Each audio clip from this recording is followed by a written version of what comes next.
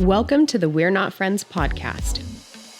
Dive into the art, the hustle, and the absurdities of the dance world. I'm your co-host, Tanisha DeSalvo. And I'm Michael Falcucci. We're here for honest conversation about the dance industry, from home studios to dance competitions to the professional paying gigs. We're shining a light on the people shaping the industry, celebrating creative voices and the stories that often go unheard.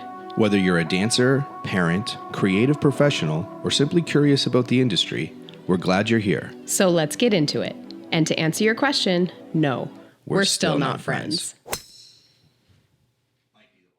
All right, welcome back. We are here, episode 6, with the most legendary Josh Assor. Welcome. Hello. Hello. How we doing? Hello. We're good. It's early morning, but It's early. We got our coffee. We're ready to go. Sponsor us, Starbucks. we're looking for anything. Yeah, we'll do Timmy's. Yeah, anything. Yeah. So, we're so happy you're here. Thank you. Thank you for having me. Yeah, It's great. it's another person that we wanted to talk to and get to know, and we usually just ask you about your life and how it all started, and so we're just wondering where did dance start for you in your life? So dance started. I took my first dance class when I was like 8 or 9, and I left screaming. Didn't even finish the class. Didn't go back for a long time, and then I kind of started dabbling in TV and film. Then after doing a couple TV and film projects as a kid, it made sense to kind of get back into the industry. I was singing and doing musicals and all that stuff. So I took my next dance class again at like 14, 15, somewhere around there. Started with tap and hip hop, as a lot of boys do, and then move into the more technical things after that. Mm-hmm. So I didn't start like dancing seriously till about 15, 16 is when I really started to get going. And then at 18, I won a scholarship with the Edge Performing Arts Center, and I moved to LA to train with them. Nice. And that's kind of what really got my training going, because growing up in Winnipeg, training is a little limited, especially 20 years ago. So right. Yeah, it was that was kind of where it all started to really click, was in LA. And so I moved there and did a few months in LA, and I didn't like LA very much, so I left. Yeah. And then I ended up in Toronto, worked professionally there for a few years, worked at the Stratford Festival, got scooped up by there's two choreographers, Win and Nico, that were really doing a lot of amazing things in Montreal. They scooped me up. I moved to Montreal, and I did a lot of work with them for another year. And then after that, it was when I finally did an audition for Disney, and that's what brought me to New York, or to the US, I should say. So that was early years. What show did you do at Stratford? I did West Side Story and Cyrano de Bergerac. Two. Nice. Yeah. West Side was pretty legendary. Yeah, that's my favorite. Who was in your cast? Yeah, who was in your cast at that time? Oh, it was all the legends. It was like Matt Alfano, Mark Kimmelman, right. Shalina Kennedy, Paul Nolan. It was these people that we were all young, and now they're like huge. Yeah, now they're like Broadway stars. I know. It's crazy. Yeah. But yeah, we had crazy talented cast. It was directed by Gary Griffin, who directed Color Purple on Broadway and a bunch of other things, and co-choreographed by Sergio and Josh Bergas. So like, just having the two of them attached to it as co-choreographers is crazy. Yeah. Sergio. So people at that season, if you did both musicals, the other musical was Forum, and that was directed by Des McAnuff, who's multi-Broadway director, and Wayne Salento, who choreographed Wicked.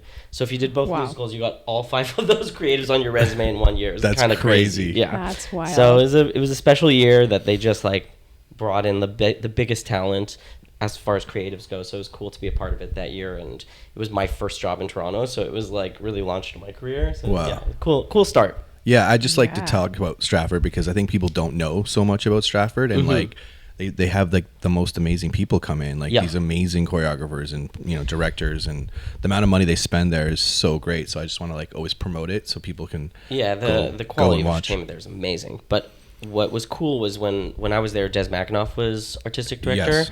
And he was, I think, only there for like about 4 years, but he was really big on bringing American names in to be creatives.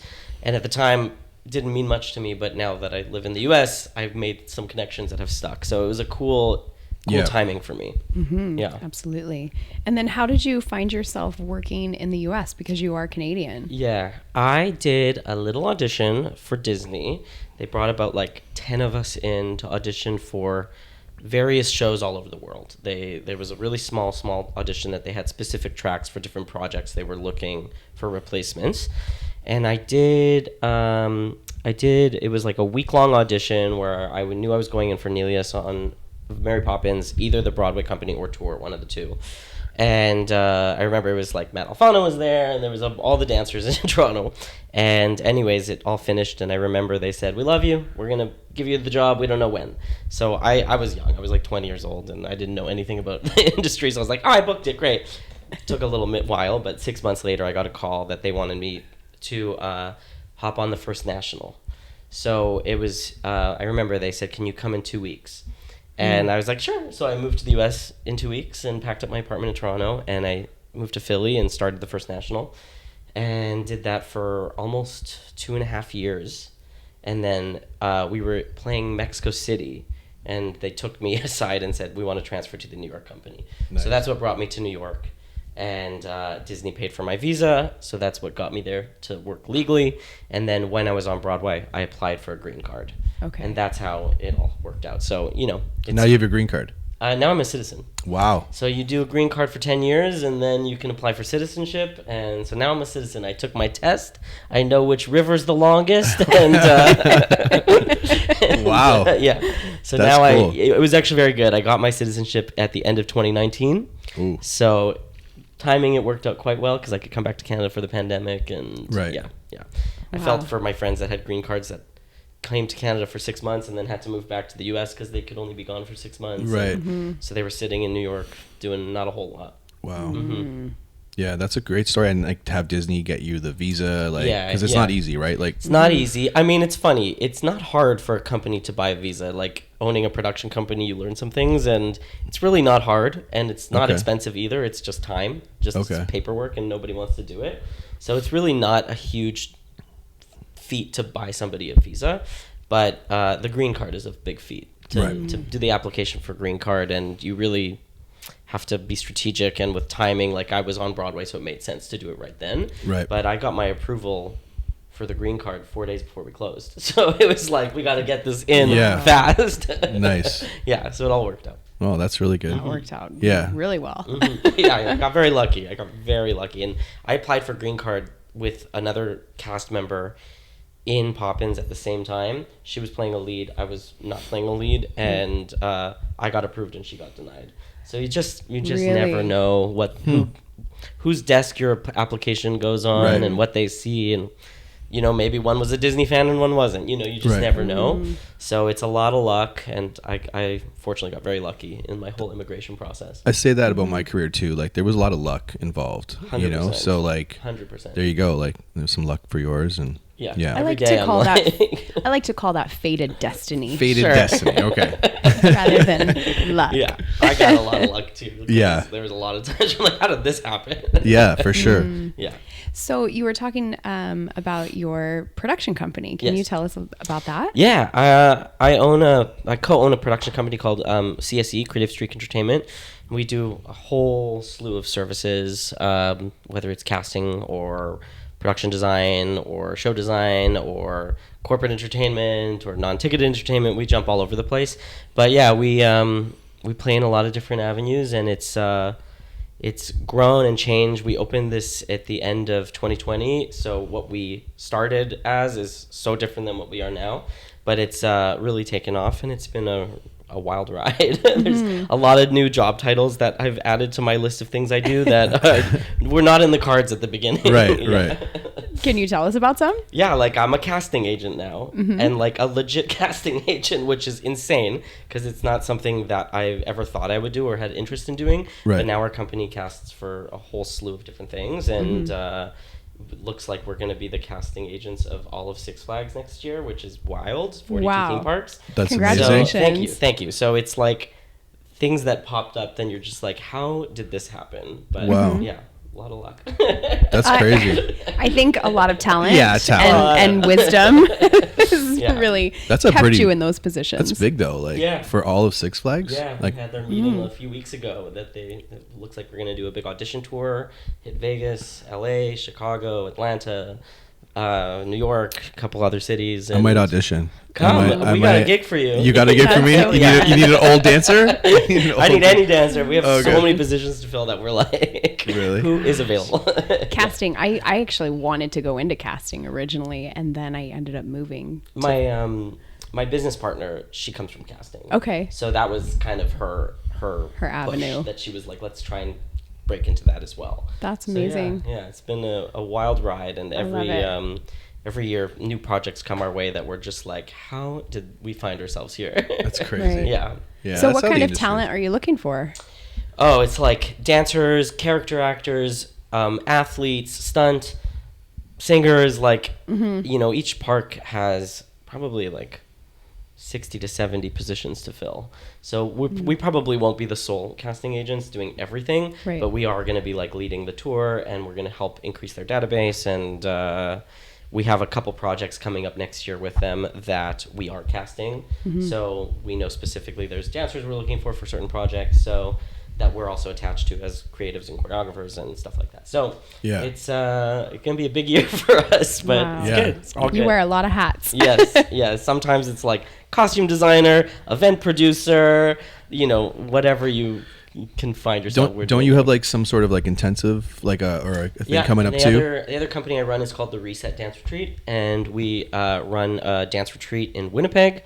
Every August, it's the last week of the summer, and we get dancers from all over the world, and teachers from all over fly in, and it's a wonderful week where everybody goes 3 hours out of Winnipeg on a bus, and we sit in a forest and dance all day, and there's a relaxation component as well. There's swimming, there's fun activities, and maybe we should do that. You should come. You have teachers too? I didn't really know there was a whole teacher thing too. Yeah. Let's go in the forest. Let's go dance. But that's another day where, like, another project where I find myself going like, what happened here? Like, I'm interviewing lifeguards. I'm like, where did this?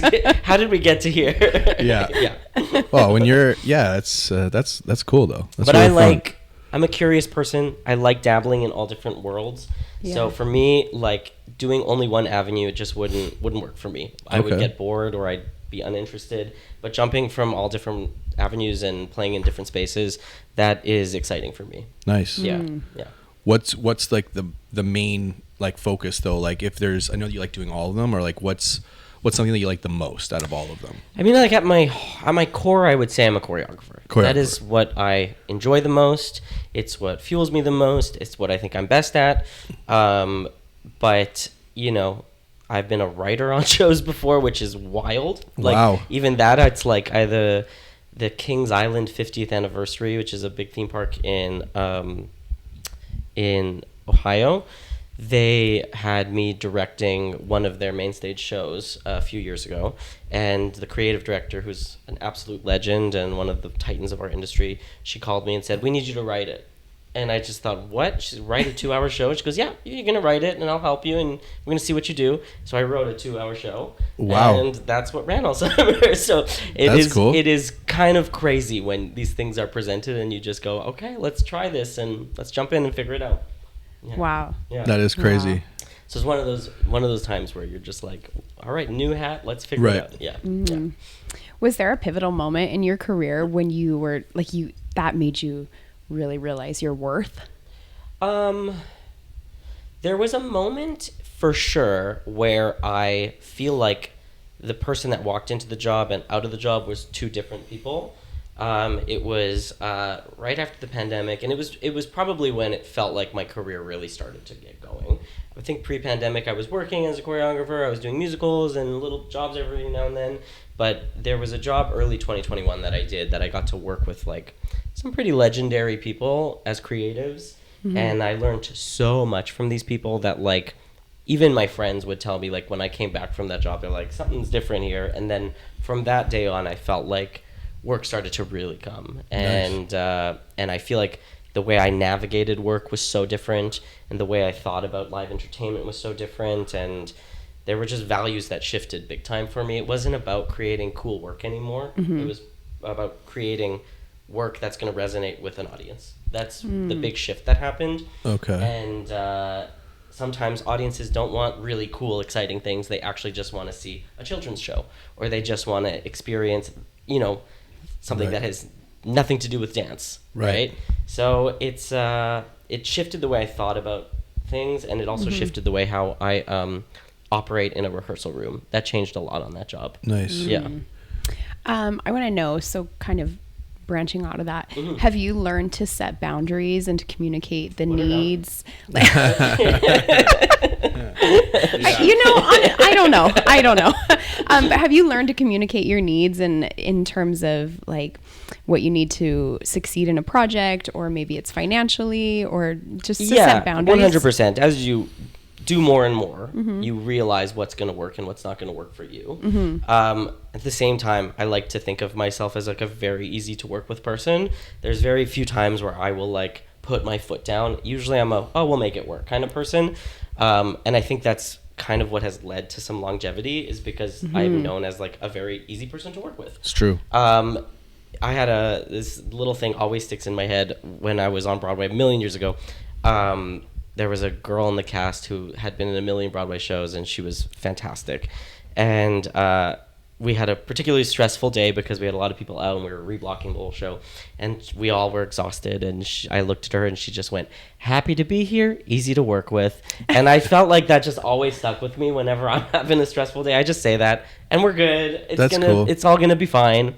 But yeah, as far as boundaries go, it's pretty rare I'll like put my foot down on something, but when I do, I really pick my battles wisely. And also with experience, like, I'm pretty experienced, but I'm also still learning a lot. Right. But with experience, you learn like certain things to ask for in advance so that you don't have surprises down the road. Right. Or, like, there's things I'll ask for in auditions from cast members, which now I know will not be a surprise down the road. Right. So there's just little things that you learn over time where you like just start to learn little nuggets of wisdom that you're going to set yourself up for success. Right. I mean, you talk about learning. Everyone we've talked to actually, like, learning is so important to them. It's always a student. Always. And who's like the most important person that maybe like helped you with that or guided you, or I mean, there were stuff? teachers back when I was in LA that were like for sure mentors as far as dance goes. Like as far as training goes, there were people like Helene Phillips, Adam Parson, Malaya, Terry Best, Leslie Scott, Nolan Padilla. Like, those were all people that like shaped me as a dancer. All those LA legends. All the LA legends that are Yes. like still doing it and still top of the game. It's crazy. Like, yeah, it's amazing. But as a creative, I'd say there's a creative named Marilyn Magnus. If you, for all your listeners, go Google her. She's like probably the biggest name in the industry, period. Okay. There is nobody as accomplished as her out there.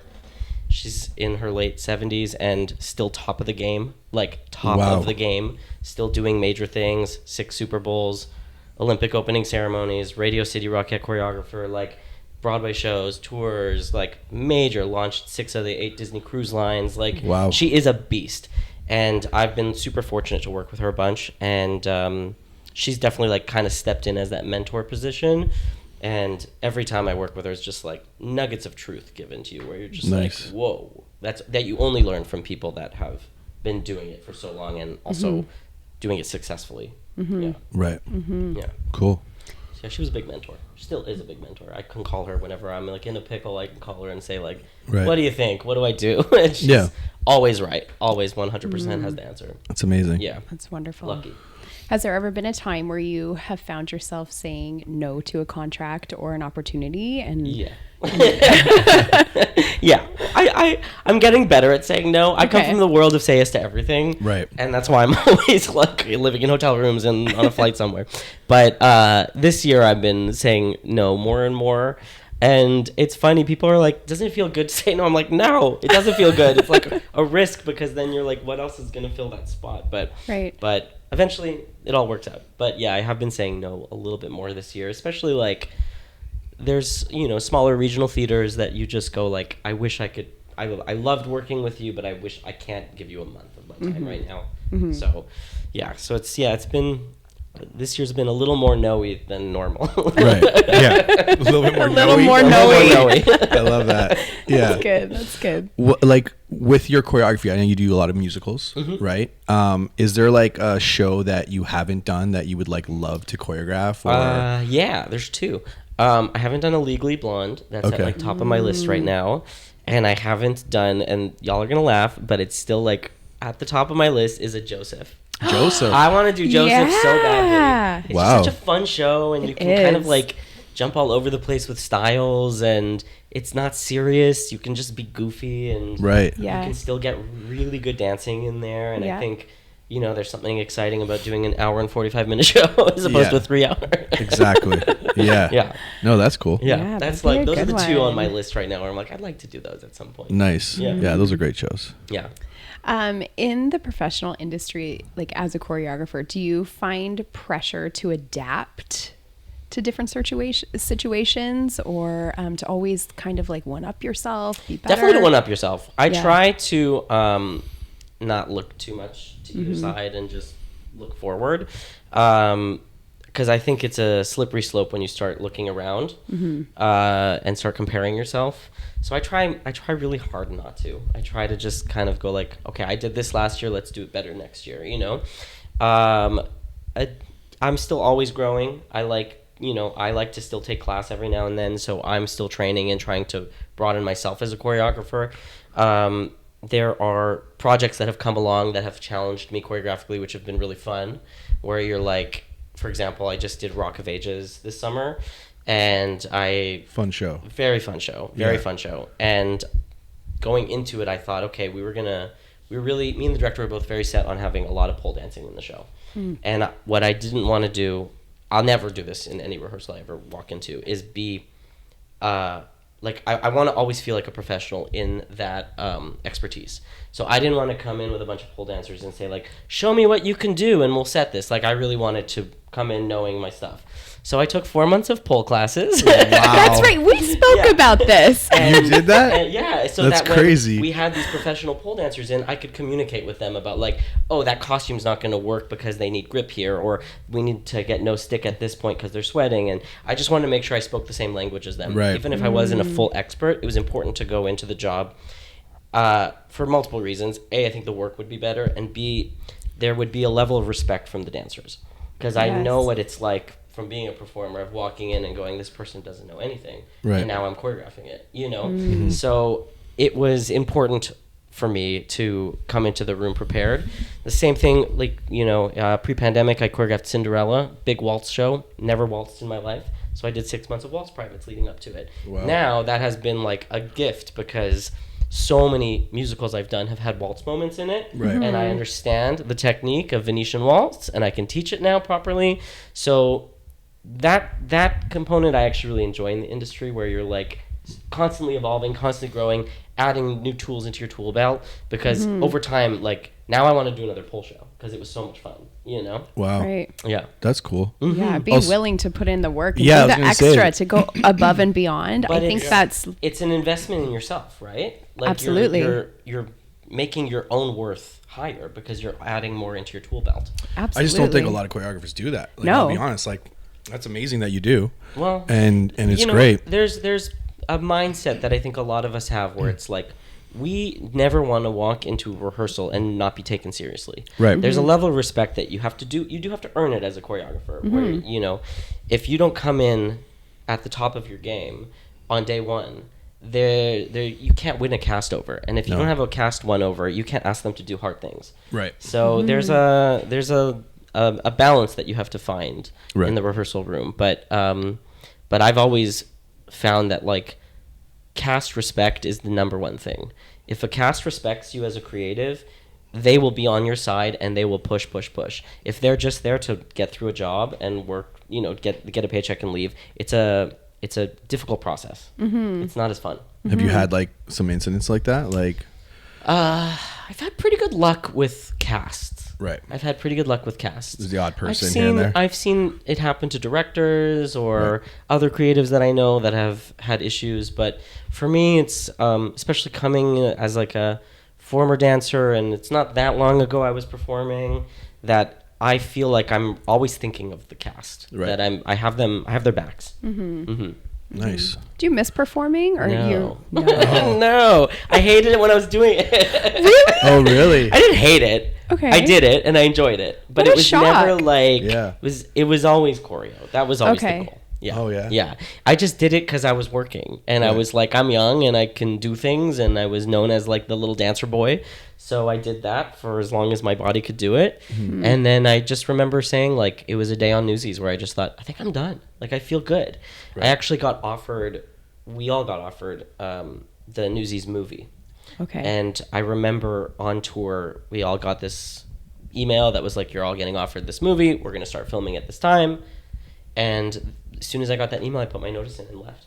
Because I just thought, like, I'm done performing. What does another movie do for my career? Right. It's just a paycheck. Right. And it was so clear at that moment where I was like, if I don't want to do a big movie for Disney, like Newsies, Yeah. Right. then it's time. Then Right. it's time to go. And that was the day. It's gutsy, I though, said because, goodbye. like, you got a paycheck when you're dancing, and You do. You You know? get a paycheck as a barista too, though. that's true. You know, like Yeah. it's you can find a paycheck anywhere. It's a different paycheck, though. It's different. That's true. It's a different paycheck. Starbucks, But too, you don't but- get your SAG card at But we love Starbucks. Starbucks. to sponsor. No, but it was very clear, and I just knew it was one of those moments where I went, you know what? The hustle to go from dancer to choreographer, especially when you look very young. I was young when I did the switch, but I looked way younger. Right. And I was like, I know this is going to be difficult for people to take me seriously. And it was a good couple of years where people were like, we'll hire you later. Like, you're a Right. kid. Why would we hire you? So it took a few years to really be taken seriously. But I don't know why I had this idea, and luckily I did, that it was going to take a hustle to get going. And I just thought, I'm young and I have the energy to hustle right now. And I didn't want to be hanging onto the industry as a dancer when I was like a little later in life and then having to hustle there to Yeah. become established. I just thought, I'll be exhausted. Right. Yeah. Let's do it now when I have energy. So that's the reason why I quit pretty early. That word hustle I use all the time. If I love anyone- it. It's because it's the truth. I when I was dancing, I say, like, I hustled, like, and the whole and my career. I don't use that word in a negative way. No. I love hustling. Yeah. It's fun. I get like a little feel a certain way when people are like, you're working too hard or something, because I actually love my job. I love what I do. Right. So it's fun for me. I enjoy working. That actually leads into this question, like, what about the balance of, like, your personal life and, like, outside of work? Because it seems like, you know, dancers, we hang with dancers, we talk about dance a lot, but, like, is there any other things that you like to do outside of perform or, you know, Yeah, choreographing? of Like, course. how does that look like? I love cooking. That's a big thing in my life. Nice. If I have a day off, I will turn my phone off and cook all day. I'll make chicken stock and then I'll make something else. Wow. So that's fun. I like entertaining. I like having dinner parties with friends. Yeah, so that's a big outlet. That's not performance related. But yeah, I mean, as I've gotten older, my circle of friends has shrunk, which is an okay thing. Right. And I have a tight group in New York, and some of us are performers, some aren't. That's, you know, Right. yeah, it's different, but it's Because you're so busy, though, but you still have time for them. And, yeah, but I don't even like I don't really see them as separate things. Right. Like, one of my best friends, she is who I co-own my entertainment company with. So we're pretty much glued at the hip every day. Right. And, you know, sure, we can say, great, we're turning off work and we're going for a really nice dinner together, and that's wonderful. But at dinner, we're still going to talk about it, 15 yeah. projects that we have coming up and how we're going to get through this. Exactly. So, yeah. So it does Yeah. always, it's always going. There's Right. always, it's the only way I can really turn it off is if I, like, get on a flight and go to a beach somewhere, and then I can be like, okay, cool, we're not working this week. Nice. Yeah, Nice. that's the only way I can turn it off. But Yeah. I don't mind that. Like, I enjoy, Because you love it. yeah, I enjoy waking up in the middle of the night and having ideas and writing them down, and that's fun for me. Like, that's, yeah. That's cool. Mm-hmm. Nice. That's great. What's one thing that you wish producers and directors and people in other titles and roles understood more about choreographers? I think they get it, but I wish that it was just hammered a little more how important dance is to live entertainment. Right. I've played a little bit in TV and film, but it's certainly not my like genre that I'm known for. But as far as live entertainment goes, dance is always going to be one of the highlights. Audiences love it, kids love it. It's in my mind a way more inexpensive way to create spectacle, because I think a lot of companies are moving into tech right now to do that, huge LED walls and video component, and that is very pricey. Right. And sometimes if it's too tech heavy, audience loses interest quite quickly. Yeah. They don't have that personal connection to a performer. Yes. So, the big projects that I've done that have had live dance attached to it, usually that's the highlight. Usually that's what people are always drawn to. So some producers get it and some don't, and that's fine. Right. Yeah. Nice. Live entertainment, you can do amazing things with dancers. They're like freaks Agreed. of nature. Especially Kids these now. days, oh my God. It's wild what they can do. What they're doing to their bodies. Insane. I know. Thanks God we grew up a long time ago. I know. I know. cannot do what they're doing. No. Yeah. I always say, like, when I was auditioning a bajillion years ago, when they would ask your special skills, like, oh, I can tumble, or oh, I can do this, like fouette turns were a special skill then. Yeah, like if you not could now. do more than a triple pirouette, like that was pretty major then. And I am so embarrassed to say this now as I teach these amazing athletes and artists, Right. but that used to be like one of my go-tos. I know. Totally. I mean, my first jazz solo, I did a round off in it. That was Word. the trip. That was the big trip. I did like 4 runs and hurtled into a round off, and that was the big ending. Wow. Yeah. That's The things something. we did to book our I gigs. know, and I did well. Like, I think people are like, wow, that's a good Honestly. round off. Oh my goodness. So, what would be like your dream gig? Let's say, or dream job. I mean, not gig, job. Dream gig, dream job. I mean, it changes a lot. Like, would you want to be an artistic director of like a company or? Not really. Okay. I've creative directed a few projects now, and it doesn't resonate as much with me as choreo. I still do it a lot, and our company does it a lot, and but yeah, I think dream. What I've learned over the last few years as work is coming my way, what I'm good at is spectacle. Okay. I'm good at large scale spectacle. I'm good at working in scale. I'm good at working with a lot of numbers. So something like a Super Bowl or a Olympic opening Super ceremony. Bowl. That is Those a would be big like dream. Yeah. but you know what? My well. mentor, she's done 6 of them. She's also done 2 Olympic opening ceremonies. Right. And when you meet her and you go like, wait, you're so normal and nice, like it doesn't feel as unattainable. I'll probably never do a Super Bowl, but that's the dream. That That's would be a cool. cool, like anything large scale like that would be awesome. Like a big award show, maybe too. Yeah, Like, sure. Yeah. I mean, the first job I did with this woman was a huge show, and she would say every day, guys, we're doing the Super Bowl, because that's the world she comes from, is Right. huge, large scale spectacle. And we had a cast of 176. It ran for 2 years. It was this massive beast of a show. So that's where I really learned how to work in large numbers, Right. and how to make large numbers effective. Cool. So that was like kind of what dropped the nugget in. But of course, like I've worked at the New York Knicks, and I've done halftime shows and things like that, so that it is it doesn't feel as crazy anymore. Right. But it is still a big step away. Yeah. Sure. Is there an artist or like a big headliner that would be your dream to work with or choreograph for? Yeah, I mean, I don't even know if she really even cares or values dance much, but Christina Aguilera is like my girl. Yeah. I Yeah. resonate with her music a lot. It would be wicked to work with her, but Yeah, she's amazing. she's amazing, and her music resonates with my movement. I think that would be a good fit. Right. So Christina, if you're out there, come hang out.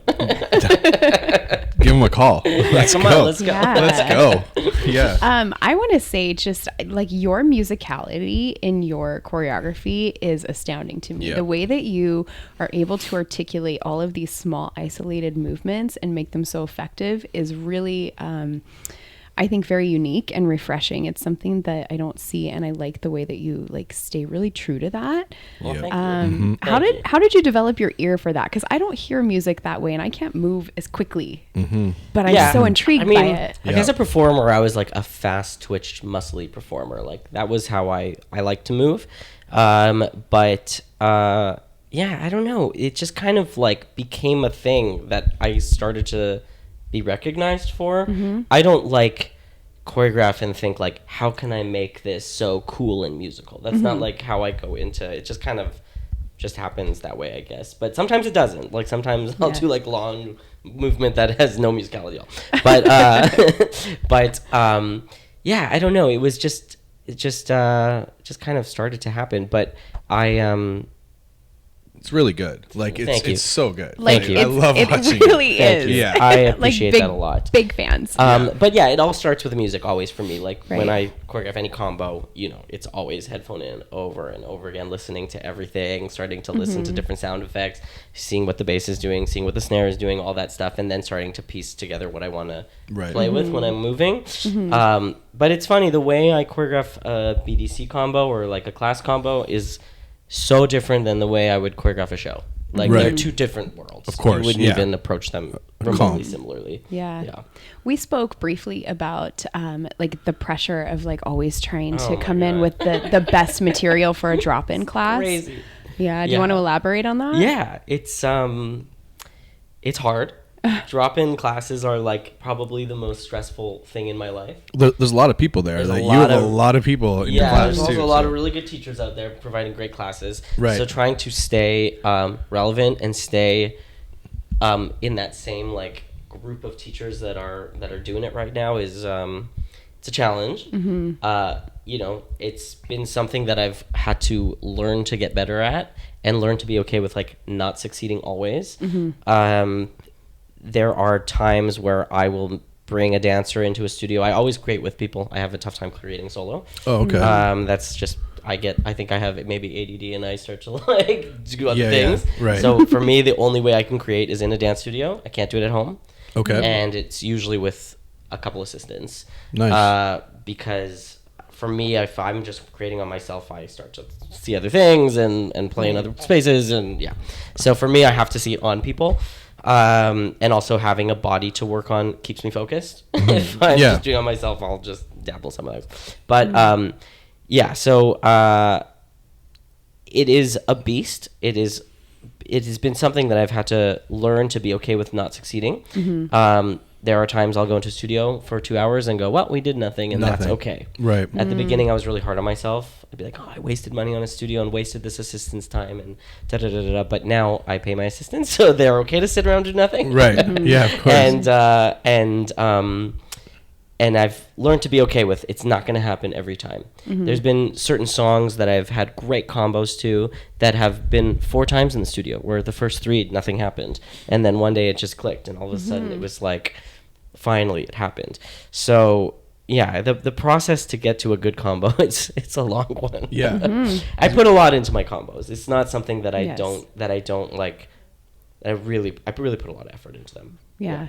Well, yeah, like in a normal 8 count, there's like 3 times the amount of moves, to be honest, than most other Good luck, kids. Counts, so That's true. It probably does take a lot longer, right? That's true. But no, you got definitely a style. Like when I see those combos and when I see the videos, and I love them. And but like, is there any way is there something like a style that or someone that helped you not even come up with that? Like, was there anyone else that was doing that, or is it just really just came out of you? Like, I honestly can't think of anybody that's ever like mentored me in creating combos. No, like not really. But I started teaching when I was like 17 years old. Everyone started young, eh? Yeah, and like blessing and a curse. The studio I grew up at, which no longer exists, they just let me do whatever I wanted. So it was kind of like insane that I had danced like 2 years, and then I started running the hip hop program there for all their comp teams, and had no clue what I was doing. Right. But I started to really like hone my craft as a teacher at that time, and even when all the years I was performing and on tour, like I was teaching in studios while I was on tour. Like if I was in a city, I would reach out to a few studios and set up classes.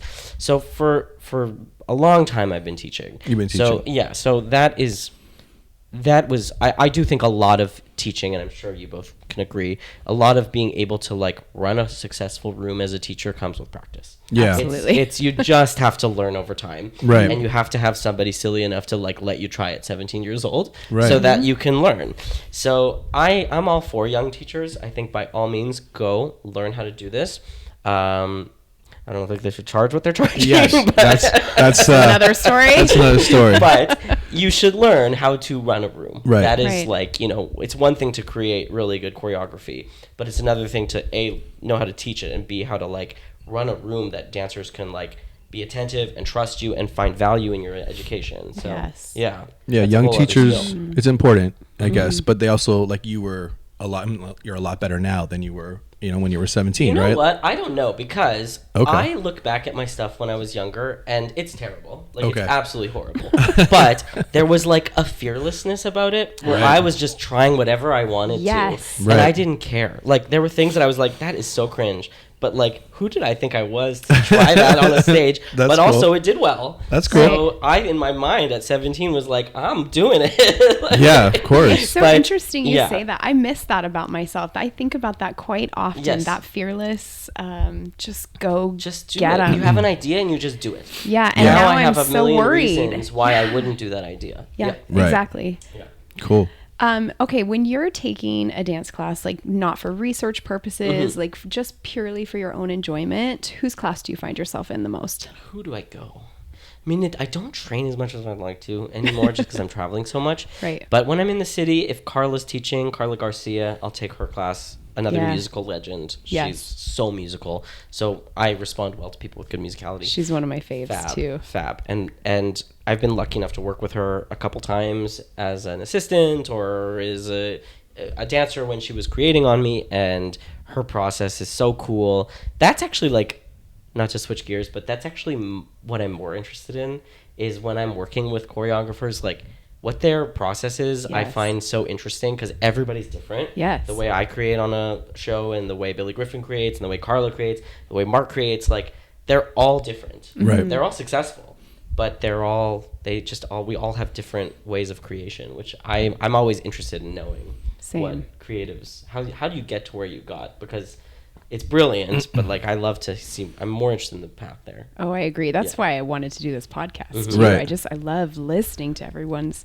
We've been asking like some questions about like how they, start choreo. A lot of them start with music. Yeah. Like that's Yeah. like usually in the competitive world, you know? For comp and for dropping classes, for me it's always music. What song am I resonating to? That's number one.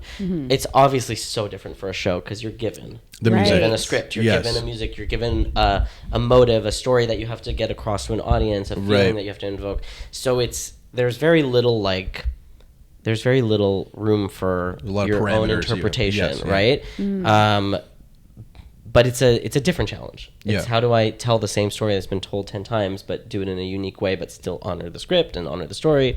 So that's its own whole other beast. Like I just finished a few days ago, finished a production of Wizard of Oz in Austin, yeah. Texas, and it's fully immersive.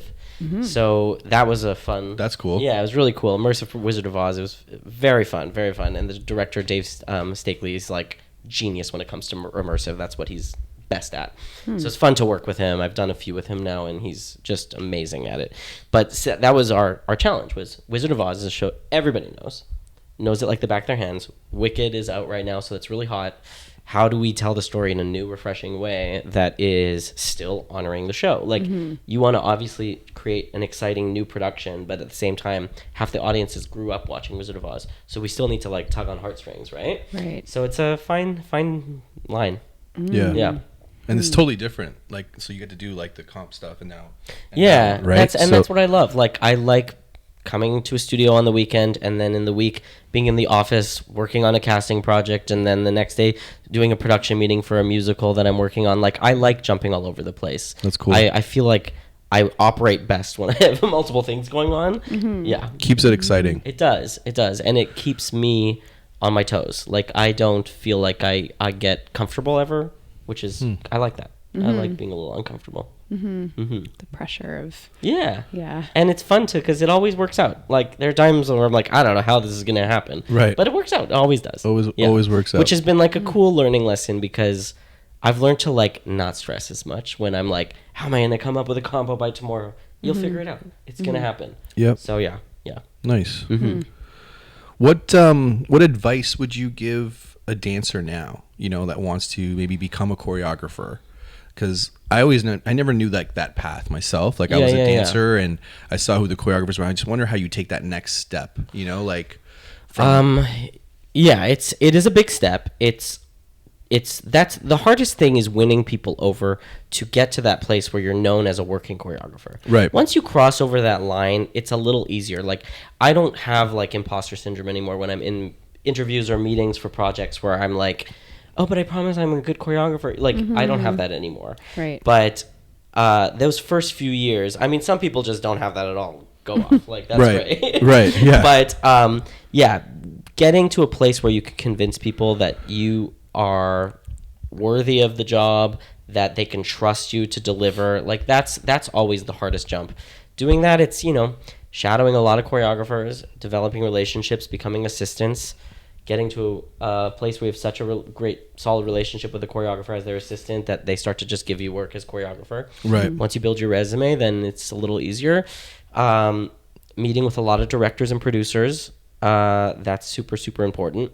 And also, when you get the gig, be the nicest person in the world, because that's longevity. Agreed. Once one bad gig will shut it down for a long time. Right. So you just have to kind of roll with the punches and be okay with knowing that, like, maybe not every job is going to be the dream job, and that's fine. Yeah.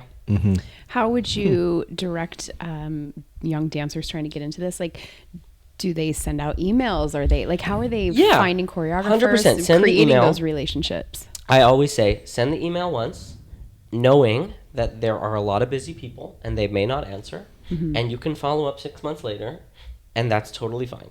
Like, I get a lot of emails from young dancers that want to shadow me, assist, do pre-pro, whatever, and I try my best to respond to everything, because I know what it's like to send 10 emails and get one response. Right. So I try at least to say, like, thank you, I don't have anything at the moment, or whatever it is, or I have pre-pro this week, can you come and hang out? So yeah, that's one way. And for me, I can tell you only from my own experience how I find my team of people around me is usually they come to my class, or they've expressed interest, they've emailed me, I bring them into pre-pro a few times, we see if we vibe together, then all of a sudden you're an assistant, then I'll bring you on a few jobs. So I have a pretty tight group of assistants, but there's like 4 or 5 dancers out there that I'm like, that's who I kind of filter through. Okay. But yeah, usually it starts with like just an email. Show interest. Say you're willing to donate some time. That's always helpful. Take their class if they're teaching. Not a lot of working choreographers teach, unfortunately. But yeah, I'm trying to think if there's other ways. There's obviously programs. There's programs like oh God, what's it called? STC has one where you can like apply and get attached to a major choreographer on a project, and it's paid and everything. And Mark did it actually. He did it for New York City Ballet. Maybe he worked on as an associate. Really? Yeah, crazy. Mark Kimmelman? Yeah. Wow. And that led to an off-Broadway show because the creative director had this offer, and she said, I can't do it, but you can do it. Wow. So he had his first off-Broadway show came from that. It's the SDC mentorship program. Cool. Okay. So I've had friends that have done that. That's been a really great way in. But yeah, a lot of the time I'm gonna apply right now. Do it. Yes, you're applying. I mean, We've spoken. I would love to get into directing, but I don't know how to do it. I just want to shadow. Can I shadow you? Of course. Can I shadow you? Like, for what? I don't know. Podcasting? Listen, but it's there's so many ways in. I feel like me and Mark, we're both choreographers. He has been doing it a little longer than me, but we look at each other's careers and they're so different. Right. And our paths have been so different. He went down the road of having these like rock solid mentors that he was assisting and associating forever. Was it like Tracy Fly? Tracy and Sergio, and now he's with Larby, and there's people that have helped him along, and he has this amazing career now because he's developed these relationships. I never had that. I never had associates that I worked with. I kind of just started from scratch and just bugged enough theaters to let me do it. Right. And then a lot of it came from class footage. Like, a lot of it came from having enough solid quality class footage out there that people started to message me, and that was what really started getting things going once I started to take off at BDC. Nice. That's such a good subject, class footage, because it's so controversial. People are like, yes, class footage can be so helpful in getting your career boosted, and some people are so against it, and like different situations. Do you want to elaborate on that? So in a dream world, we never have cameras in the classroom. That's a dream. Okay. Unfortunately, it's not reality. No. Like, we live in a digital age. There used to be times back in the day where choreographers would book work from choreographer showcases. That was what was happening. Dance Break was happening, Carnival, all these things, which is how choreographers got known. Now there's an Instagram. Yeah. Like, you go to a carnival, there's nobody there watching. No. There's not producers coming to Carnival. No agents. That doesn't happen. Yeah. Maybe some agencies are there for performers. Right. But like, as far as a choreographer goes, you're not going to get anything from Carnival, I don't think. You might get it from a video of Carnival that's online that picks up. That might happen. Yeah. But a lot of the work I got was from concept videos, BDC footage. That's what really got me going early on. You know, I have a lot of friends that did a lot of showcases over the last few years, and it's really not led to a whole lot. Really? Because producers, why would they leave their couch to go to this show when they can just go on your Instagram and see what you do? Exactly. Which is such a shame too, because the feeling, like, we talk about this all the time, right? Even being in a live performance, if you're too far back, it's like hard to get that energy and that connection with the performer and to really resonate. It's hard to get that through a screen. Yeah, there's nothing like live performance. That's the best. When you are that, like, 20 feet from a dancer and feeling that energy, there's nothing like it. But the unfortunate world we live in is, like, a lot of the work I book is based on my reel that I send and a meeting. It's a reel and then a face-to-face meeting where you chat and talk about ideas for the project and get a feel if there's good connection between the person hiring you. And, so much of it has what, I'll tell you a funny story. I did a project, this project that I did in 2021 that kind of changed the game for me. The way I auditioned for it, it's the first time, I think, and the only time in my career that I've auditioned as a choreographer. Okay. They paid me and 8 dancers and a bunch of choreographers to come into a room and choreograph in front of the director. Wow. She wanted to watch how I worked. And I thought that was pretty amazing. Like, what a good way to vet people. For sure. And then she would give me corrections and say, I don't like this, change this. And she wanted to see how you reacted to if a director said, I hate this, do it differently. Wow. And having worked with her many times now, that's how she works. She'll see something and she'll say, I love this. This is no good. It's not doing it for me. Do it again. And there's no ego. There's no hard feelings. We're just here to make good work. So the end goal. I think a lot of choreographers get worked up about that. Right. They feel so precious with their art, and they realize that this is not a reflection of you as a person. Right. This is a director that wants something a certain way, and your job is to give it to that person.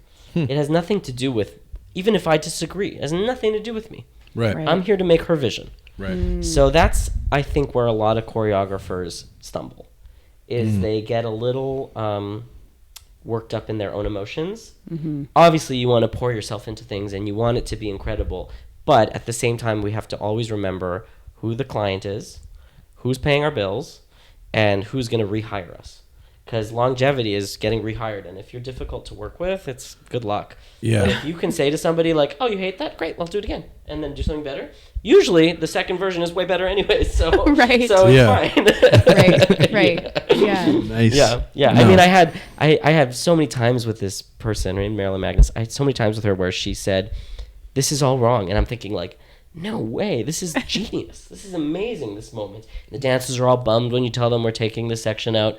And then you redo it, and it's way better. And she's right, because she's a legend, and she knows what she's doing. Exactly. What do I know? I was like a baby, and I'm just like, yeah, whatever. Yeah. So. But it's nice to collaborate with somebody, too, right? Because, I say that with you with our work in the studio. Like, I want your eyes on my work. Totally. Because right. I get fixated on certain things within my work, and I can't see other aspects of it sometimes. Totally. So I always want other eyes on my work. Yeah. Always. I welcome it. The first job I worked with her, I was very nervous because like the choreographer before me was let go, so I was replacement. Okay. So I knew that there was an option to fire the choreographer on this job, and it was a big job, so I didn't want to lose it, obviously. And I was very nervous. It was my first big thing, and I was standing with her at the beginning. We were watching like these drummers drumline do a rehearsal, and she turns to me and she goes, "Just a heads up, I'm very hard on my choreographers." I said, "No problem, I can take it, whatever you got, you let me know." And she goes, "Great, and I want you to be hard on me." And I was like, "Okay." And she was like, "If you see me doing something wrong or you think you can do it better, you let me know." And it was so cool for a legend to give you permission to tell her, "I can do this better, right, I can fix this." And then it just made it even playing field. We're here to make good work. That's the only job. We're not here for our egos. We're not here to stroke ourselves. Like, we are there to make this project the best possible. Right. And it doesn't matter how we get there. So it was a cool learning experience where I learned to like really have thick skin, but also like just what's important here. What's actually the task at hand. Right. Yeah. It's nice when you're given that permission to speak 100%. your mind and to feel allowed and not worried that you're going to lose your job. The only directors that will do that are the ones that are totally rock solid and have no ego. And, you know, there's a lot of directors that are my way or the highway, which is fine. Like, if you have a strong vision, go off. But to be able to have, like, such a little ego and just say, like, no, whatever, best idea wins. If you can do it better than me, let's go. Like, that was such a cool experience. And I've worked with her maybe 5 times now, and every job is like that, where it's just like, the best idea always wins. Yeah, and, that's the way it should be. The audience doesn't sit and read the playbill and go like, they choreographed this 8 and they did this 8. Like, nobody knows. Right. It's just about the project. Yeah. Right. So. Nice. That's amazing. That's really good advice and insight.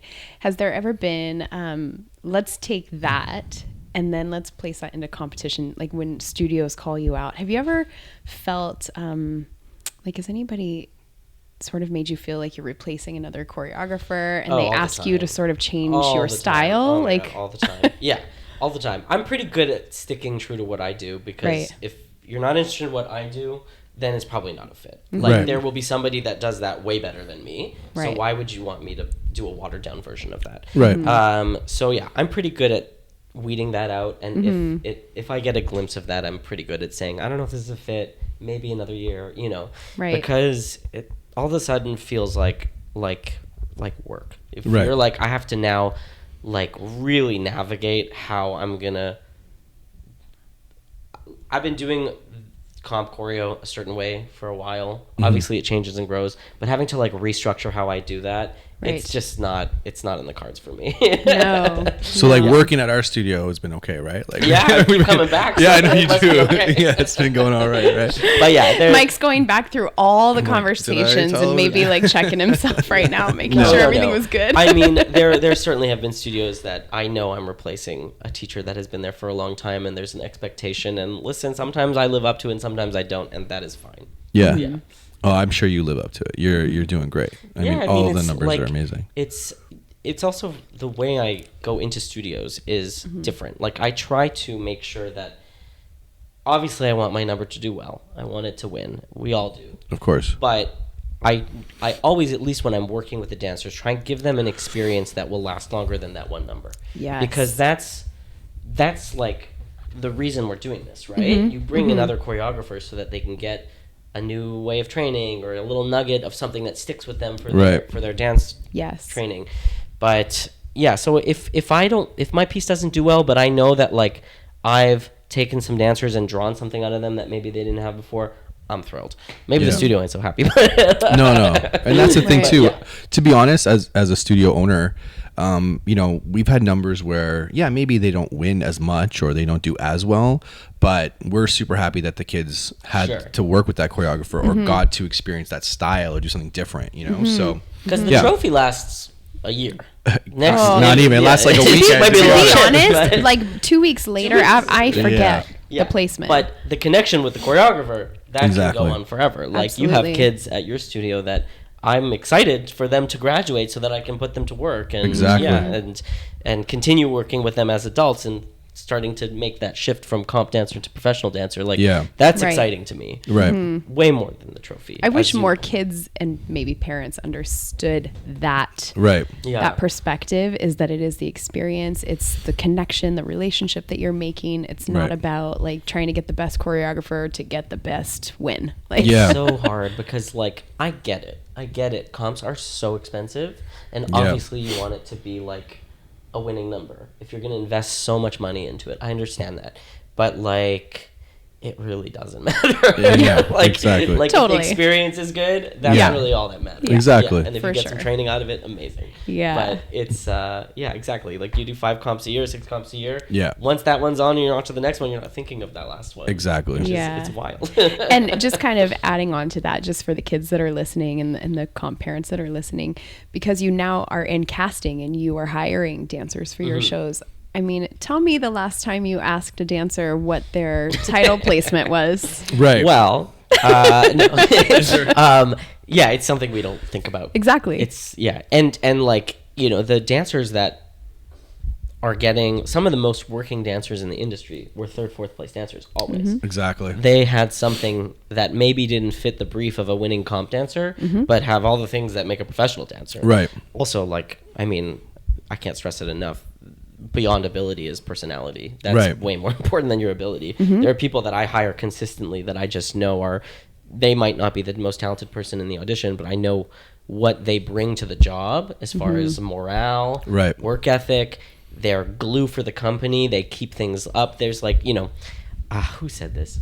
Judge Judy once said. Okay. Judge Your daughter, Judy. she goes, your Okay. daughter's like a bad blueberry. A bad blueberry makes all the other blueberries go bad. And that's always stuck with me. If you have one of those people in your company, it can spread. Yes. Yeah. So being able to weed out those is a skill in itself. Being Right. able to figure out, like, you know, who's the bad blueberry. Exactly. Okay, so when you're in an audition, you're on the panel and you're looking for new talent to cast in your production, what are you looking for in a dancer that you don't know or haven't worked for yet? What would make them stand out to you and bring them in for a callback or maybe give them a contract? A couple things. So, the first is ability. Like, obviously, that's like the first thing. Can you do course. the work? Yeah. You have to be able to do what we're asking. There's, luckily in New York City, an abundance of ability. You go into Right. these auditions and, like, you know, the last big audition I did in New York, it was like about 100 dancers there, and like literally everyone was incredible. Like, any one of them could have done it. Right. So there's that. I'm always interested to see how you're learning. Are you attentive? Are you distracted? You know, everybody says it, but this is the truth. The second you walk in the room, we're judging already. We're going, Right how do away. you carry yourself? What are you wearing? Like, are you prepared? Do you know who the table is? That's like one of the biggest things that I see all the time of dancers not knowing who they're auditioning for, which is Right. insane to me. Like, especially nowadays, you can just Google. Right. And, like, you know, there's a lot of dancers that show up and they might know the choreographer, but they don't know the director, they don't know the casting agent, they don't know the producer, they don't know, like, who's funding it. Like, you need to know the whole table. You Right. need to know the associate, because that's probably who you're going to be dealing with. So that's important. And then what I'll do if I'm sold on somebody, I'll go to their resume and I'll look at who they've worked with, and I'll call 2 of them. I always get some second opinions. Always. I've never in my life hired somebody without calling some people and saying, Wow. how were they? What were they like? And sometimes you get they're incredible, 100% hire, and you get they were trouble. Right. And then it's really easy. I've had to be that person that said that. You know, I get calls all the time from people that are like, hey, you're on their resume. What was it like? And, you know, a lot of these are colleagues and friends of mine, so I have to be honest with what the experience was. Right. And, you know, like I had a call recently with the Coopermans. Same thing. They're like huge legendary choreographers now. Yes. Same thing. Hey, somebody's on their resume. What do you think? So we all talk. That's what I wish young dancers knew. Yes, is I that tell them this all yeah. the time. Every Yep. choreographer, we're all friends. We all Yes. talk. We all, even if we're not friends, we'll call each other and say, like, hey, tell me about this. Yes. Right. Or if you've worked at a theater and I'm about to work there, what was the experience like? What do I need to know going in? What was Right. the mistake that you made that I should know about? So, yeah, I wish people knew that. That I think they think that it's such a big industry and we're all so far removed. Right. We're not. We No. we all grew up together. We're all friends. Like, Right. we all talk. And it's not gossip. It's just to get the best people to Totally. get the best work. 100%. You want to So- give deserving people work. 1000%. So Absolutely. yeah, that's something I wish people knew. But yeah, I would say those are the major things. But if you're new to me, that's the way in. The way in. Yeah, be a good person. It's helpful. If you could change anything else about the industry in any avenue or corner of it, is there anything that you would change or maybe kind of like trailblaze a little bit? I mean, I think you're kind of a trailblazer to begin with. Oh, I don't trailblazer. I'm just running around trying to do things. I think, like you were saying, like you didn't have like a big team behind you. You kind of did it on your own. I mean, but I wouldn't say, I shouldn't say I did it my own.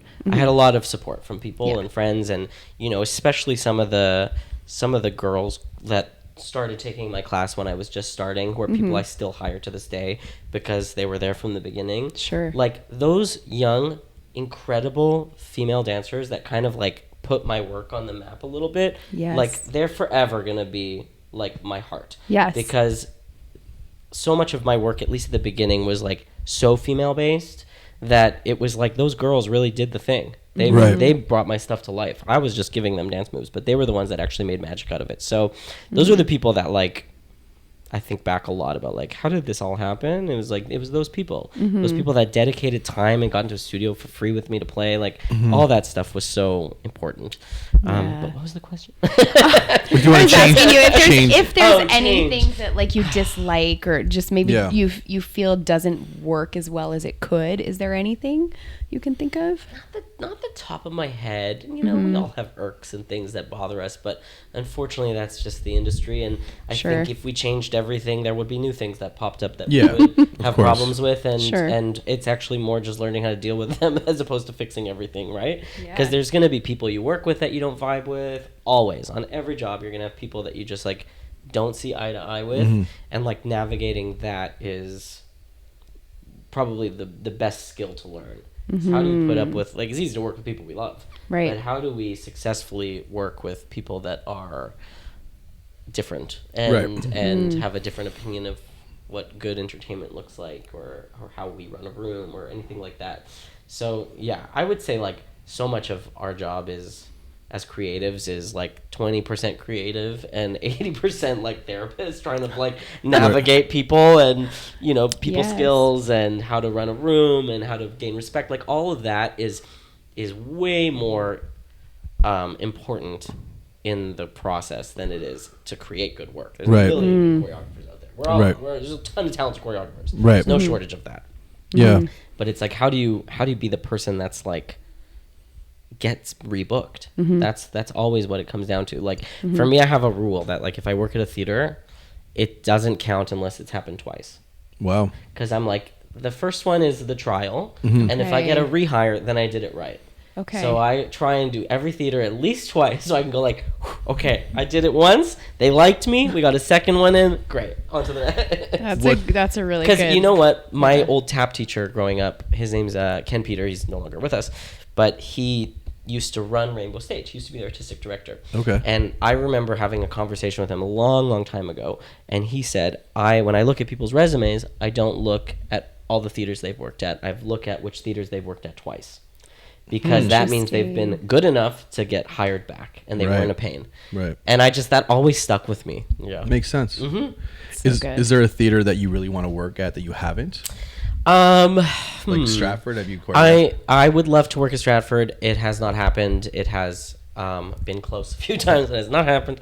But it's also for Stratford, like it is such a long rehearsal process. Yeah. They do 4 months. Yeah. And you're in Stratford, which is a small town. Yeah. I'm going there next week. What are you seeing shows? I'm guest teaching at a studio there. Nice. Yeah. So it has to be the right show. Right. Okay. Like that would have to be something that like I really wanted to choreograph. Right. But like I'd love to work at the Muni one day. Yes. Or, there's a theater in Chicago that I've had my eye on called Paramount. That's one that I really like. Paper Mill, Barrington. There's a handful out there. Like, what about your hometown in Winnipeg, like Manitoba Theatre Center? Have you done stuff there? Well, I was supposed to choreograph the tour. They were doing a co-pro with the Citadel of Sound of Music. Cool. Pre-pandemic, and then that got shut down from the pandemic. But I was supposed to do that, and we did our auditions and had a cast in place and everything. So I'm sure it'll happen again. Right. Kelly and me are always in contact, so I'm sure another gig will pop up there. But yeah, I would be. It's a nice theater. I've worked there. Theater. It's Love a great it there. theater. Yeah, and they do good work there. But I've got to work at Rainbow Stage quite a bit, and they're wonderful as well. So yeah, it's always fun to go home. Yeah. And choreograph at home. Yeah. I'm always curious because I have never choreographed a musical like an existing like Oklahoma or Wizard of Oz or anything that has been done several times before. How do you, as a choreographer or associate choreographer, how do you keep the original work but then also put your own flair into that? How does that work? I really don't know. Yeah, it's tough. Well, I mean, it's funny. Like, I mean, almost always it is original choreography. Like, right. Like it's very like I've done it once where I've reset. Well, I've done it a few times where I've reset a fiddler where it's Jerome Robbins choreography. That's more of a challenge to be like, how do I take Jerome's work, still put my flair on it, right? You know, and there are things that I. And then how does it work with like copyright and well, with fiddler, you actually have to do Jerome's choreography. It's the same with West Side, right? Yeah, well, West Side, almost always. Isn't there only you certain can get around it? Yeah. But it's funny. The first theater was it the second theater I choreographed it at? I didn't know this, but you have to actually email the Jerome Robbins estate. That's what I heard. Yeah, I've heard this. Explain what portions you're going to reset and what will be new, and so you have to outline everything and get it approved by them. Yeah, permission. So I've actually done it. I've actually emailed the Jerome Robbins estates, and I'd like to do this and not this. They get back in an hour, and it's sure, no problem. Wow, that's so nice. yeah, it's a whole other beast when you're resetting a choreographer's work that is no longer with us, and trying to honor their original vision, but also bring your own thing to it. And I know what I do differently than what Jerome Robbins did. You know, there's like a sleekness to me, and his is so gutsy. So trying to find that balance of the two of them was fun. But yeah, as far as new work goes, I mean, a lot of it starts with script, and like I'm a big Post-it note fan. I open the script, put Post-it notes everywhere with ideas and little things that I'm like, okay, how can I make this interesting? It's funny. Some choreographers will not watch the original ever. They don't want to know what was done originally. They just want to do their own thing. I like to watch the original. I like knowing where it all came from and what, if it was a successful show, why it was successful. I think that's important. Right. Again, going above and beyond. Yeah. Yeah. but yeah. So there's I like to know where it all came from. But sometimes I'll watch something and go, this is not me. I'm going to do something totally different. And that's totally fine. Yeah, how do we start? It usually starts with a bunch of Post-it notes on papers with a million ideas, and usually none of them make sense, and probably 10% of them actually make it to the stage. And then I'll get into a room. We'll do like pre-pro with about like 8 dancers. I'll bring into a studio, and we'll just play. I'll say, I have these weird ideas, let's play around. And eventually, it just starts to form into these numbers. That's kind of how it starts. A lot of it is talking to the director, hearing what they want to accomplish and what their visions are. Sometimes they have really strong ideas that I can build off of. So it's all like, every single project is so individual. There's directors that I've worked with that are like, do your thing. I don't speak dance, have fun. So you just go and do whatever you want to do. And then there's some that are very like, no, it has to be like this. Both of them I actually like. They're for different reasons. But I do like collaboration. I like having a director in the room. I think that's fun. I like when I'm stuck and can say, what do you think? And then they can give 4 ideas. Like that's right. I think the projects that have been most successful, I've had strong directors that have had strong opinions. Nice. I think usually that leads to better work. Yeah. That's so interesting. Yeah, but it all changes. Like, you know, I'll have set a number on 8 dancers for a full 6-minute production number in a musical, and then that doesn't even get on stage. Like, it's so different when you get in the room and you meet your cast, which brings a whole other list of challenges. Yeah, limitations sometimes. Yeah. There's for sure limitations, or like, I feel like so much of the musicals I've done have been replacement contracts for me. Like, they've lost the choreographer 3 months before the show starts, so I don't even know the cast. And I'm walking in completely blind, going like, what do we have in the room here? Or it's a choreographer that does not choreograph generally. Wow. It's a movement person, and now we have movers. And this is a show that, in my vision, is a big dance show.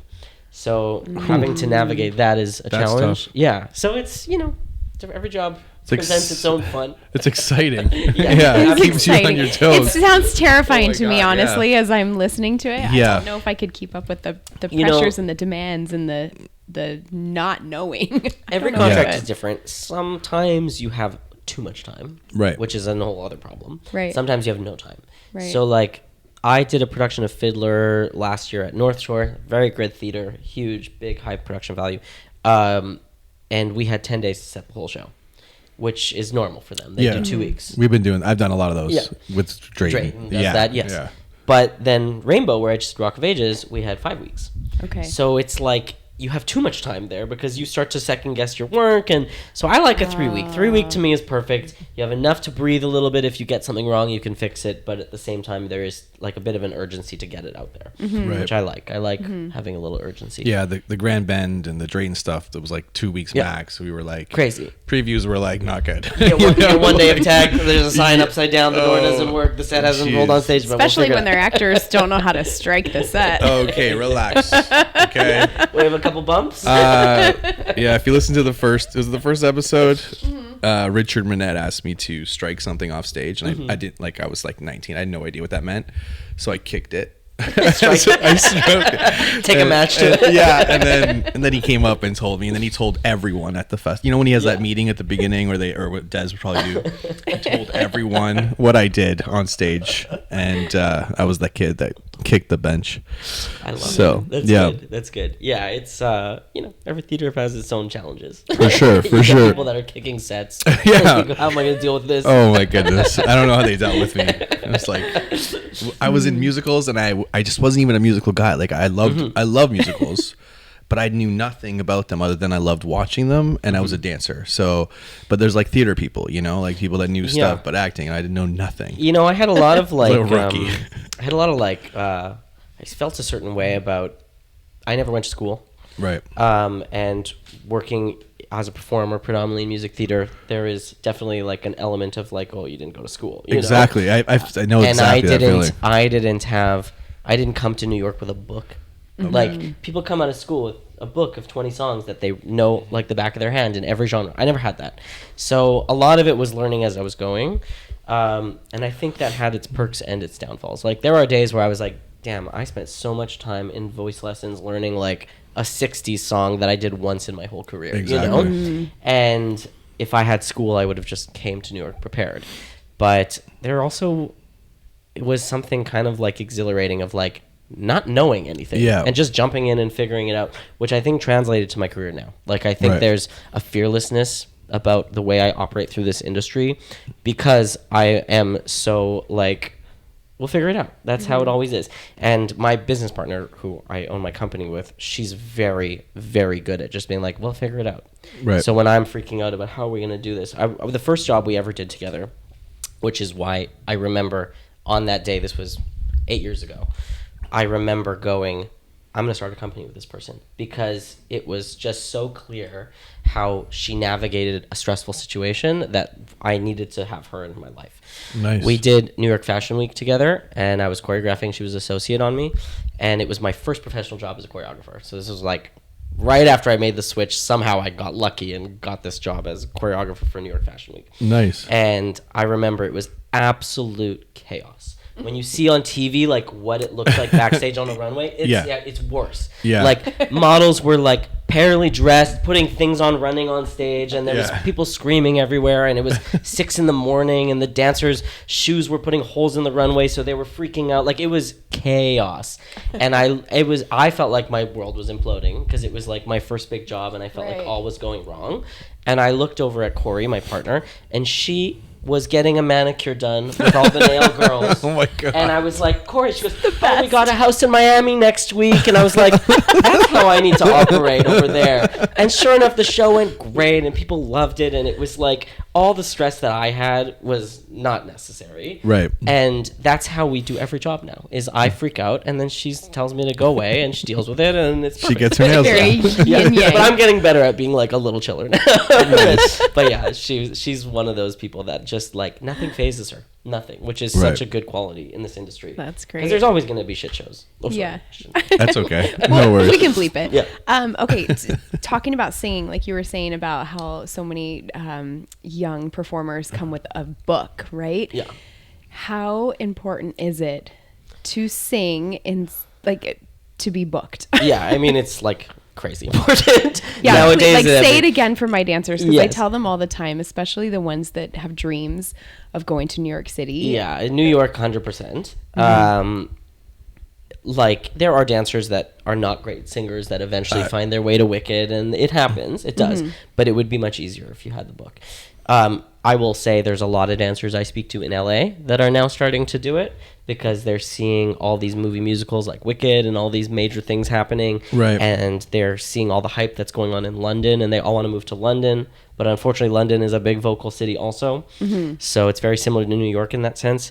So it's just one of those things that, like, why eliminate a huge market of work? Right. Like, live entertainment, so much of it is music theater. So much. Yeah. Right. So if you want to be a professional dancer and you're not just going to rely on the 2 movie jobs you can get a year to pay your bills, good luck. Like, you need to be able to sing. It's like Right. number one thing. Even the job I just did this summer, technically you didn't have to sing. We didn't Right. have a vocal audition. It was just dancers. What we were looking for, really high pay, 3-month gig. And when they got to day 1, the director said, "Okay, surprise, you're all singing." And it was not like, you're going to get fired if you can't sing. Right. But you just had to hold a tune. Yeah. Right. And that was not, like, terrifying for a lot of the performers because they come from New York and they understand that's part of the gig. Right. Right. But it's, if you can just get a couple songs under your belt Right. that you feel solid with, it will just open so many doors. Yeah, and to Yeah. not be intimidated, like you said, you No. do not have to be. You're not going for maybe principal No. parts. No. Like you just need to be able to sing in the I tell chorus. my mic was never on when I was in musicals, but that's the joke. But So you're kicking sets, your mic's not on. Yeah, I'm kicking sets. How many And I had a followers did great you say we career. have to get to So- sing? Yeah. Pardon? How many followers did you say we have to get Oh yeah, for I you to said sing? like 10,000 or something. 10,000, Yeah, and then I'm so- gonna sing on the pod. right. Yeah, We're but on our Well, way. I'll start pushing push the it, pod 'cause because I'm gonna- I want to see this. Thank you. Same. well, I had a song. It was Journey, Faithfully. That was the song that I had for auditions. Like I had one. You should give us a little sample No, right now. it's not happening. Definitely not. But that was the only song that I had. When you say they have a book, like I literally had one. Yeah. But Yeah. again, I was really not, a great singer. But it's really important, I think. Like you And said. it's more important now than ever. Like, I think back in the day, Broadway shows had a dance ensemble and a vocal ensemble. Yes. It was like, Yeah. it was less pressure. Now, budgets are cut. Yeah. Casts are way smaller. Yep. Everybody has to cover something. Yes. So you have to be able to sing, unfortunately. And it doesn't take an exceptional amount of work to get to a place to have a couple songs in your belt. It really doesn't. Right. No. If, like, I tell dancers all the time, if you took like one vocal lesson a week, like you're taking your 30 dance classes a week, just swap one out. Yeah. You'll be fine. Yeah. Because I think dancers, they plan their week with their 13 classes that they take, and they don't put a voice lesson in there. Yeah. Which is crazy to me. But yeah. We should start adding at the studio. Do it. Honestly, really, we should. not a bad because we option. have so many dancers now that are opening their dreams are becoming bigger, and they're really thinking about the future in the industry, right? Right. Yeah, they I mean, need like, to. musicals are coming back. Like yeah. they're so mainstream now, and movie musicals are a big thing all of a sudden again. And I think a lot of it had to do with those live action musicals that happened. Right. I think that kind Jesus of like Christ Superstar set that it just all off. Yeah. So I yeah. think a lot of people are starting to see it as an actual path, like a path into a career. Yeah. So I think that's one of those things that you just got to get on board, because it's so many like even dancers I know that like went to Juilliard or Ailey or any of these like heavy duty like modern contemporary worlds. They're all crossing over into Right. music theater and commercial work because they're seeing the paychecks and they're Yeah. seeing the workload. There's so much more work in those industries. Like, Yeah. so a lot of people. I even like, you guys And had it can Ashley be more Coulson fun. on the other day, and she was like saying that she was pushing more into commercial work nowadays, Yep. and it's like Right. all these amazing technicians are starting to see that there's like light at the other side. Yeah. Well, I used to say like financially in Toronto as a dancer, if you did musicals, that's where you were making money. Totally. You know, so Totally. the's definitely more money in the musicals. And there's longer contracts. Yeah. Longer contracts. Exactly. You can do 3-4 musicals a year and be working all year. Exactly. As opposed to like a one-day project where you're dancing for an artist at the Grammys or something, which, you know, on that one day you'll make a week's salary of music theater. Right. But that's one day, you know. Exactly. So it's listen, do it all. That's what I say. Just do it all. Yeah. You just don't say no to any avenue. Right. Yeah. I think that's a good place to end it. Do it all. Cool. Yeah. You Just know, do everything. Yeah. Just And be nice. be nice. Do it all. Makes life easier if you're just a little Yeah. nicer.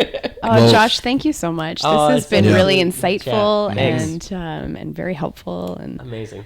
we just are like your biggest fans. Oh, you guys are just Definitely. So, Thank you. I really appreciate Check you out- guys chatting. Yeah. Check out Josh on like your Instagram. You want to tell him your Instagram? I think it's just at Josh Assor, one word. Okay. Maybe there's an Sounds underscore. good. I don't Yeah. know the worst. Yeah. Yeah, no, check him out, and he's going to be doing some stuff with all the theme park stuff, and Yeah. Got some fun stuff going on next year with a couple musicals, and working on a tour right now that's going to be 2 touring casts, one East Coast, one West Coast. So that's happening in the summer next year. And nice. next up is a big spectacle in Arizona in November that we're doing with this company called ADP, and big dance show with a bunch of dancers from LA. So first time casting in LA, which will be fun. Wow. Yeah. A dance show. Yeah. We need another dance I know, show. we need a dance right? Well, come hang out. We're gonna be in Arizona. I love Arizona. I'm I'm down. coming. There's good golf there. Can I I'm assist coming. you? I'll get your hang out. coffee. I'll gonna just be a get good your gig. coffee and shadow. I'll do it. Deal. I'm not above that. No. And you're gonna make some time for our studio, though. Right? 100%. We're- Perfect. Yeah, I'll be We're in. back. We're in. Yeah. Great. All right. All right. Thanks. We'll talk to you guys soon. Sounds good. Take care. That's it for this episode of the We're Not Friends podcast. Thanks for spending time with us. Make sure to follow the show and leave us a review. Share it and tag us. We'll catch you next time with another episode full of stories, honesty, and laughs. And no, We're still not friends.